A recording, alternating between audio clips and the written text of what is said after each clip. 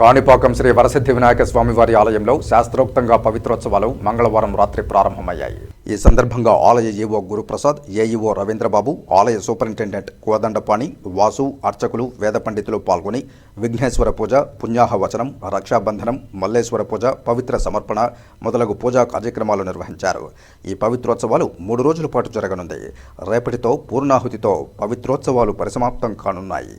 కాణిపాకం ఆలయంలో బ్రహ్మోత్సవాల సమయంలో నిత్య నైమిత్తిక కార్యాలలో జరిగిన పూజా కార్యక్రమాల్లో అధికంగాను అతి స్వల్ప పూజలు నిర్వహించిన వార్షిక బ్రహ్మోత్సవాల్లో ఏవైనా దోషాలు దొర్లి ఉంటే చాతుర్మాసాలలో ప్రతి సంవత్సరం పవిత్రోత్సవాలు నిర్వహించి ఆ దోషాలకు నివృత్తి చేయడం జరుగుతుంది.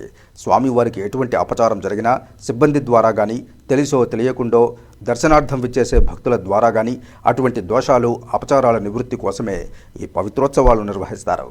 పవిత్రోత్సవాల్లో తీర్థప్రసాదాలు అందజేసే క్రమంలో భక్తులు స్వామివారి కృపకు పాత్రులవుతారు.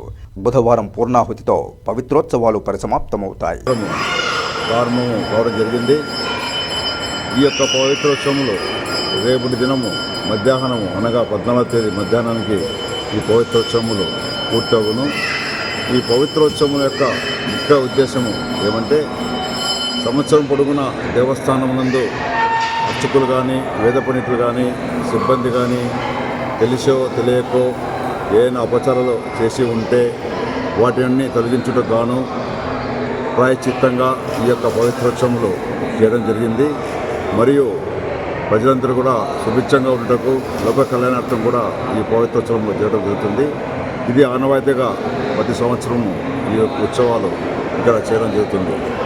కావున రేపటి దినము ఈ యొక్క పవిత్రోత్సవం భాగంగా పూర్ణాహుతి కార్యక్రమం ఉదయం 10 గంటలకు జరుగును. కావున భక్తులందరూ కూడా ఈ యొక్క పూర్ణాహుతి కార్యక్రమంకు పవిత్రోత్సవ భాగంగా జరిగేటువంటి పూర్ణాహుతి కార్యక్రమంకు లేదా అతిగా ఎక్కువగానే జరిగినట్లయితే తద్దోష పరిహారార్థం ప్రతి సంవత్సరము కూడా చాతుర్మాస్య మాసాలలో ఈ పవిత్రోత్సవాలను నిర్వహించడం ఆనవాయితీగా వస్తూ ఉన్నది. కావున అలాగే ఈ పవిత్రోత్సవాలను నిన్నటి రోజున మొదలుపెట్టి రేపటి రోజున పూర్ణాహుతితో పూర్తి చేసి స్వామివారికి ఆ పవిత్రాలను సమర్పించడం, భక్తులకి తీర్థప్రసాద వితరణ చేయడం జరుగుతుంది. అలాగే ఈ పవిత్రోత్సవాలలో స్వామివారికి ఏ రకమైనటువంటి అపచారములు జరిగినా భక్తుల ద్వారా కావచ్చు, సిబ్బంది ద్వారా కావచ్చు, ఎవరైనా తెలియని రోజులలో స్వామివారి దర్శనార్థం వచ్చేటువంటి భక్తులు ఇటువంటి వారందరూ కూడా వస్తూ ఉంటారు స్వామిని భక్తితో కొలవటం కోసం.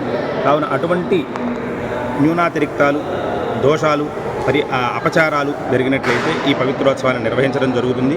కావున స్వయంభూ శ్రీ వరసిద్ధి వినాయక స్వామివారి దివ్యక్షేత్రమునందు నిన్నటి రోజులతో ప్రారంభమై రేపటి రోజుతో పూర్ణాహుతితో పూర్తయ్యేటువంటి ఈ పవిత్రోత్సవాలలో భక్తులందరూ కూడా విరివిగా పాల్గొని స్వామివారి తీర్థప్రసాదాలు స్వీకరించి స్వామివారి కృపకు పాత్రులు కావలసిందిగా కోరుచున్నాను.